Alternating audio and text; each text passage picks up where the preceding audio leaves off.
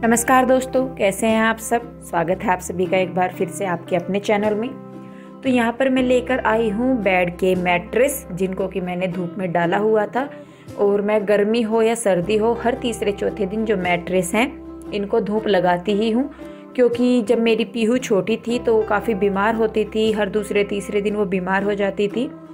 तो फिर जो इसके डॉक्टर थे तो उन्होंने मुझे सजेस्ट किया था कि आप जो बिछाने के कपड़े हैं, मतलब बच्चों के गद्दे वगैरह हैं, तो आप उनको हर दूसरे तीसरे दिन धूप लगा दें। रोज़ तो पॉसिबल नहीं होगा, लेकिन अगर आप दूसरे तीसरे दिन इनको धूप लगाएंगे और जो बिछाने की बेडशीट या कंबल है उनको धोएंगे तो बच्चे कम बीमार पड़ेंगे। और मेरी पीहू 8 साल की हो गई है, तो मैं तब से ही इस चीज़ को फॉलो कर रही हूँ और भगवान की दुआ से मेरे बच्चे भी ठीक ही हैं। तो बस इसी करके मैंने आज भी ये गद्दे डाले थे और हर दूसरे तीसरे दिन मैं अपने गद्दों को धूप लगाती रहती हूँ। तो बस लीजिए, गद्दे बिछ गए हैं और कंबल भी मैंने कर दिया है सेट बेड के साथ। तो जो कपड़े मैंने कल शाम धोए थे तो वो छत पे ही पड़े हुए थे, सुबह सूखने के लिए डाले थे। तो अब मैं उनको लेने गई हूँ, छत पे उतार रही हूँ इन्हीं कपड़ों को मैं। और बस उसके बाद मैं आके नीचे बनाऊँगी खाना। तो कपड़े ले आई हूँ मैं उतार के और अब मैं जाऊँगी सीधा किचन में। तो आज मैं बनाने वाली हूँ गोभी के पराठे। तो सबसे पहले मैं आटा बनाऊँगी, क्योंकि जब तक मसाला तैयार होगा गोभी का तो जो आटा है वो रखा हुआ सॉफ्ट हो जाएगा। हमारे यहाँ आटे की कनी मरना बोलते हैं कि कनी मर जाएगी, इतना मतलब और काम करेंगे तो यानी कि आटा सॉफ्ट हो जाएगा। तो लीजिए, आटे को मैंने लिया है बना, और मतलब वैसे मैंने सारी ही तैयारी कर ली थी। तो फिर क्योंकि अभी टाइम था तो फिर मैंने सोचा कि चलिए जो काम रहते हैं बेड वगैरह लगाने हैं तो मैं उनको कर देती हूँ पहले। तो बस यहाँ पर अब मैंने ले ली है एक बड़े साइज़ की प्याज थी और 3 से 4 हरी मिर्च और 1 इंच लंबा टुकड़ा अदरक का है ये। तो मैंने इन सारों को एक जगह लेके कर लिया है चॉप। आप चाहे तो लहसुन वगैरह भी इसमें डाल सकते हैं। तो मैंने इनको बारीक बारीक काट लिया है, चॉप कर लिया है। और उसके बाद मैंने ली है गोभी। तो ये 500 ग्राम से ज़्यादा गोभी थी, तो जिसके एक्स्ट्रा डंठल तोड़कर मैंने इसको ऐसे ही कद्दूकस कर लिया है। तो गोभी को धो मैंने पहले ही लिया था, क्योंकि कद्दूकस करने के बाद नहीं धो सकते। आप चाहें तो इसके एक एक डंठल निकाल कर भी कद्दूकस कर सकते हैं। तो और इसके अलावा मैंने लिया है यहाँ पर एक उबला हुआ आलू। ये बिल्कुल ऑप्शनल है, अगर आप नहीं चाहते, मतलब डालना नहीं चाहते तो मत डालिए। और मैंने इसलिए डाला है क्योंकि इससे जो गोभी है उसकी बाइंडिंग थोड़ी सी ठीक हो जाएगी, क्योंकि वैसे तो गोभी खुली खुली रहती है। तो लीजिए, मसाले हो गए हैं हमारे तैयार। तो अब हम चलते हैं कढ़ाई पर। तो कढ़ाई रख दी है मैंने गरम होने के लिए, और मैंने इसमें तेल वगैरह कुछ नहीं डाला। जब कढ़ाई गरम हो गई थी तो मैंने इसमें 1 चम्मच जीरा और 1 चम्मच कुटा हुआ धनिया डाल दिया है। और जब वो हल्के हल्के से भुन जाए, यानी कि उनमें से खुशबू आने लगे भुनने की, तो जो हमने प्याज, अदरक और मिर्च को बारीक बारीक चॉप किया था, तो उसको हम 1 से 2 मिनट के लिए ऐसे ही फ्राई करेंगे, रोस्ट करेंगे। मतलब कलर चेंज नहीं करना है। तो बस जब 1-2 मिनट हो जाएंगी तो उसके बाद हम इसमें डाल देंगे नमक, मिर्च और हल्दी, और इनको भी हल्का सा फ्राई करेंगे, जिससे कि जो मसाले हैं वो अच्छी तरीके से मतलब मिक्स हो जाएंगे। और बस उसके बाद जो हमने गोभी और आलू को कद्दूकस किया था उसको डाल के हम इसमें अच्छी तरीके से 1 से 2 मिनट के लिए फ्राई कर लेंगे। इसी तरीके से हाई जो है, मतलब फ्लेम जो है वो मैंने हाई रखी हुई है। और देखिए, बस आज मैंने इसमें डाला है थोड़ा सा गरम मसाला, ज़्यादा नहीं, सिर्फ थोड़ा सा, और थोड़ी सी ही कसूरी मेथी। तो जो कसूरी मेथी की खुशबू है, उसका फ्लेवर है, वो पराठों में बहुत अच्छा आता है।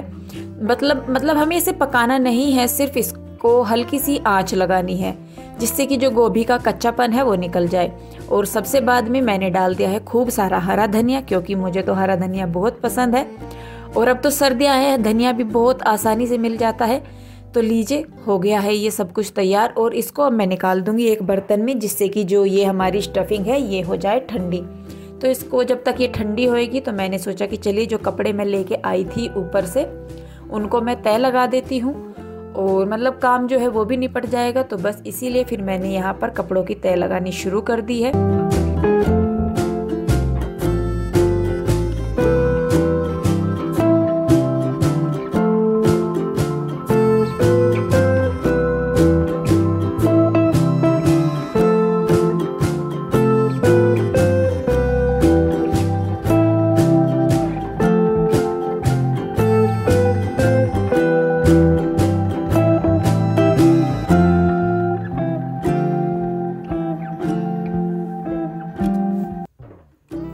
कपड़ों की तह लगाने के बाद मैं आ गई हूँ वापस से किचन में, और जो स्टफिंग है वो हमारी बिल्कुल ठंडी हो गई है।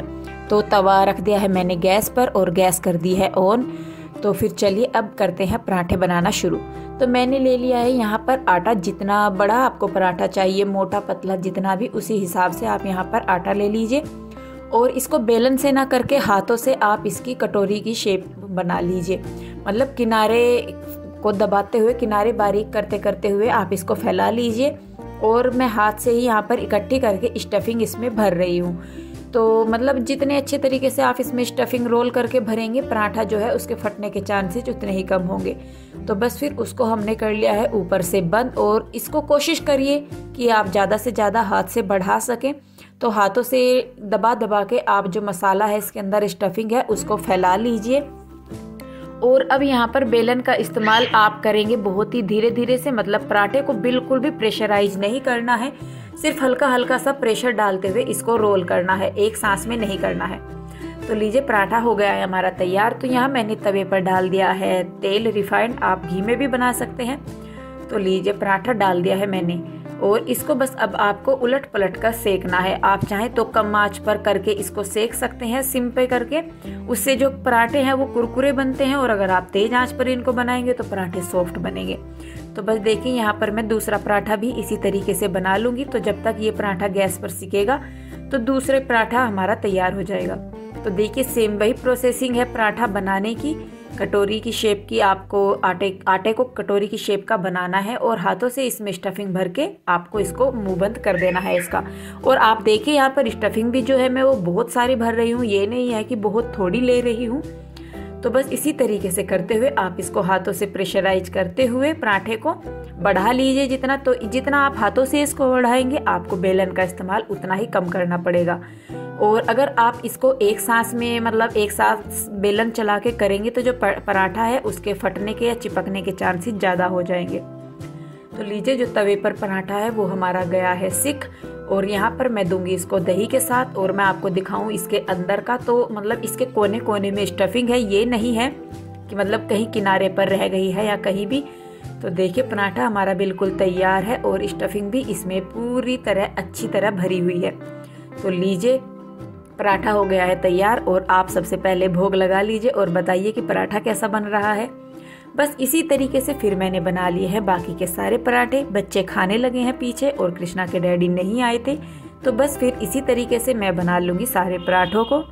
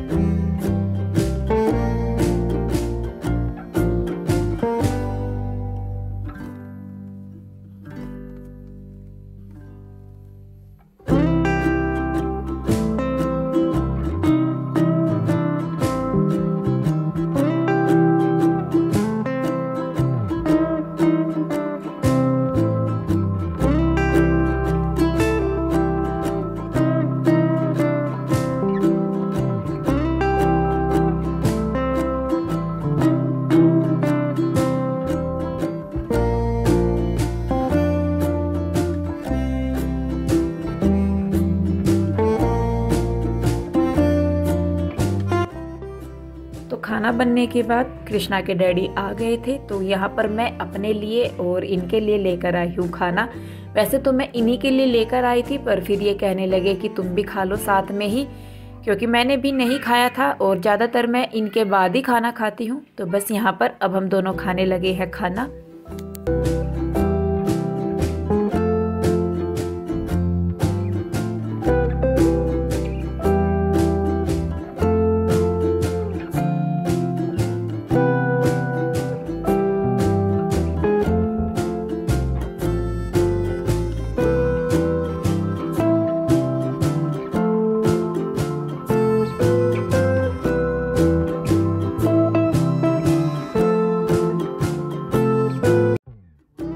खाना खाकर कृष्णा के डैडी तो बुटीक पर चले गए थे और मैंने यहाँ पर अपना बाकी का काम निपटाया है। तो खाना खाने के बाद मैं बर्तन धो रही हूँ, जो खाने के बर्तन थे। और पराठे वगैरह बनाते हैं तो उसके बाद जो स्लेब है वो बहुत गंदा हो जाता है, गैस स्लेब। तो यहाँ पर मैंने बर्तन धोए थे, तब उसी टाइम इसको मैंने जो साबुन होती है बर्तन धोने की, मतलब उससे स्क्रब से इसको साबुन से मांज दिया था गैस को। और उसके बाद मैं इसको साफ कपड़े से मतलब साफ कर रही हूँ। और पूरा का पूरा स्लेब मैं ऐसे ही साफ कर दूंगी, क्योंकि पराठों के बाद स्लेब की हालत बहुत ख़राब हो जाती है और मुझे बिल्कुल पसंद नहीं है कि स्लेब पर कुछ भी दाग धब्बा हो। तो इसीलिए मैं तीनों टाइम जब भी मैं नाश्ता या दोपहर का खाना या रात का लंच डिनर बनाती हूँ तो मैं गैस को मतलब स्लेब को बहुत अच्छे से साफ करती हूँ। और बस किचन का काम निपटाने के बाद अब मैं लगा रही हूँ झाड़ू, क्योंकि बच्चे छोटे छोटे हैं घर में। और ये देखिए मतलब कुछ ना कुछ कहीं ना कहीं कृष्णा तो गिरा के ही रखता है। बड़े बच्चे तो इतना नहीं करते, लेकिन कृष्णा मेरा छोटा है तो वो बहुत फैलाता है। कुछ भी खाने का सामान उसको देते हैं तो वो जगह जगह गिराता हुआ घूमता रहता है। खाता तो इतना नहीं है लेकिन गिराता है। तो लीजिए बस झाड़ू भी मैंने लगा दी है सारे में ही। और इसके बाद बस अब कृष्णा जो है वो बहुत परेशान हो गया था, तो मैं आ गई हूँ लेकर कृष्णा को सुलाने के लिए। तो और देखिए कृष्णा कैसे कंबल को खींच रहा है लेटने के लिए, क्योंकि इसको जब सोना होता है तो ये कंबल को खींचना शुरू कर देता है।